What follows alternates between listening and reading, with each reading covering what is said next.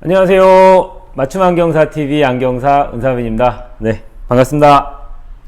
네, 오늘 할 얘기는요, 부등시에 대해서 얘기를 해보도록 하겠습니다. 네, 양쪽 시력 차이가 많이 나는 경우죠. 보통 짝눈이라고 표현하기도 하죠.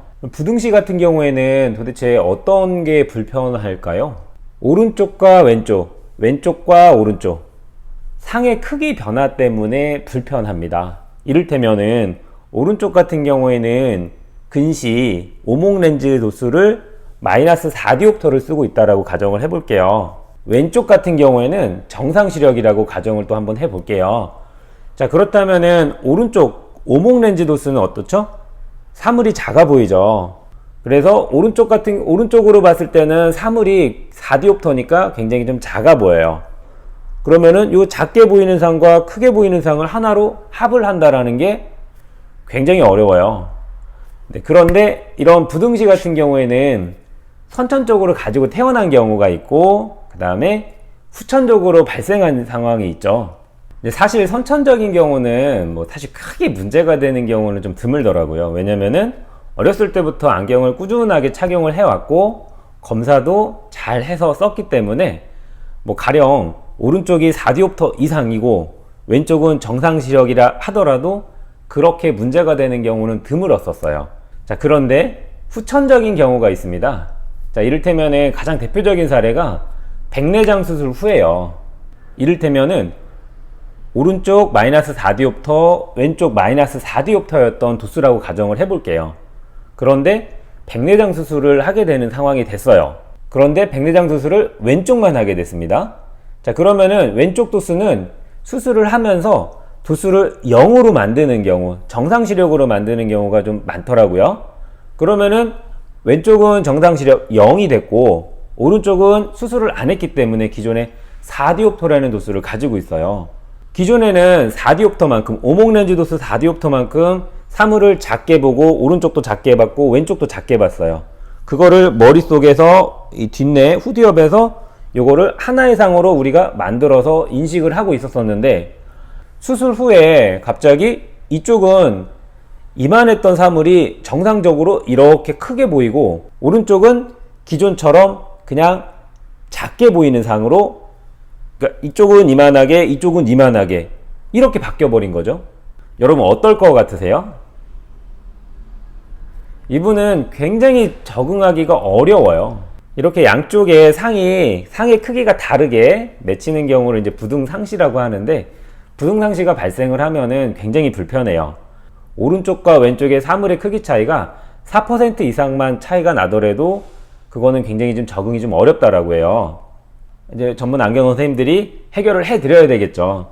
어떤 식으로 해결을 해드리냐면은, 렌즈의 디자인을 좀 조절을 하는 거예요. 자, 어떤 말이냐면은 렌즈 앞면에 곡률 커브 값도 조정을 해주고 렌즈의 두께도 조정을 해줘요. 안경을 가공할 때 도수가 높은 쪽의 렌즈는 눈 앞으로 조금 더 붙이고, 도수가 상대적으로 좋은 쪽의 눈은 이렇게 눈에서 멀게 해주고, 이런 여러 가지 방법들을 선택을 해서 부등상시를 줄여주는 게 어지러움을 해결하는 방법입니다.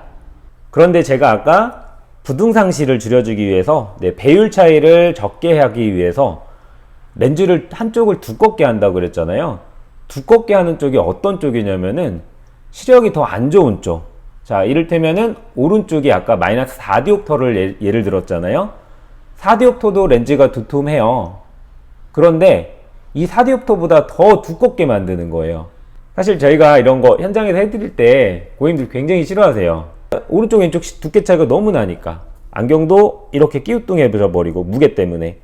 이론적으로는 이게 맞고 실제로도 이게 맞지만은 착용자께서 이걸 되게 거북하게 생각드시는 경우가 좀 많아요. 자, 그럴 때는 또 다른 방법이 있습니다. 첫 번째 방법은 시력이 나쁜 쪽 눈, 아까 제가 4디옵터를 예를 들었죠. 4디옵터인 도수를 마이너스 2디옵터 정도 도수로 낮추는 거예요. 그럼 멀리는 흐려 보이겠죠? 그렇지만 가까이는 마이너스 2디옵터를 낮춘 만큼 가까이는 이 오른쪽 눈으로는 더 잘 보이게 돼요. 보통 이런 것을 모노비전 처방이라고 얘기를 해요. 그러니까 정상적인 눈, 이를테면 왼쪽 눈으로는 멀리를 잘 보이게 하고 오른쪽 눈 아까 4디옵터라고 했는데 이 도수를 2디옵터로 줄였어요. 이 오른쪽은 멀리가 흐려진단 말이죠.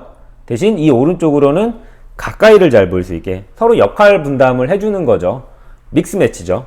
그런데 이 모노비전에는 단점이 있습니다. 전체적으로 입체감이 좀 떨어지고 멀리 볼 때 아주 선명한 상을 얻기도 어렵고 가까운 걸 볼 때도 아주 선명한 상을 얻기가 어렵습니다.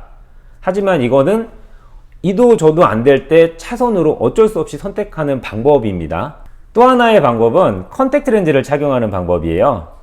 컨택트 렌즈는 눈하고 착 하고 달라붙죠. 눈하고 거리가 0이에요. 그런데 안경은 이 거리가 있죠. 각막하고 이 렌즈 사이와의 거리가 있죠. 이 거리 때문에 배율 차이를 느끼게 되는데 컨택트 렌즈는 눈 앞에 척 하고 붙기 때문에 배율 차이를 못 느끼게 돼요. 그런데 컨택트 렌즈를 착용한다는 게 여간 불편한 일이 아니겠죠.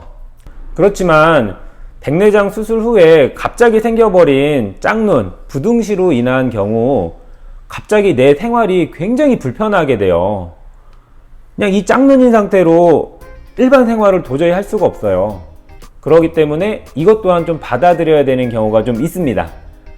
그리고 실제 사례에서도 제가 몇 번 해드렸었을 때도 이 컨택트 렌즈 착용 방법이 굉장히 생각보다 유용하게 잘 쓰이는 경우가 좀 덜어 많았습니다.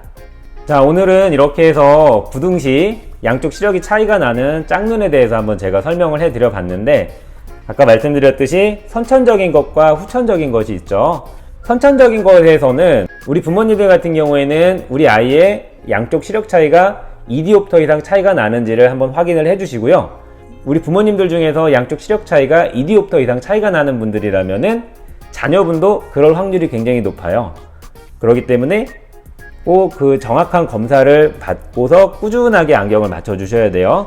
그래서 가령 시력 차이가 나중에 점점 더 벌어져서 엄청나게 심한 짝눈이 된다 하더라도 교정 시력만 잘 나와주면은 크게 문제가 없고 안경을 썼을 때 이 서로 다른 크기의 사물을 하나로 융합할 수만 있다라면은 크게 문제되지는 않습니다.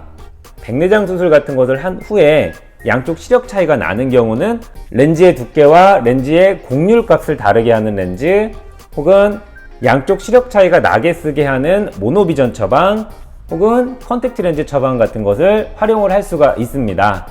자, 이런 것들은 이런 거를 좀 전문적으로 좀 다루는 안경사 선생님들한테 꼭 처방을 받으시길 부탁드리겠습니다. 이게 쉬운 처방은 좀 아닙니다. 자, 오늘도 이렇게 시청해 주셔서 너무 감사드리고요. 다음번에 더 좋은 컨텐츠로 찾아뵙도록 하겠습니다. 네, 맞춤 안경사 TV 안경사 은사빈이었습니다. 고맙습니다.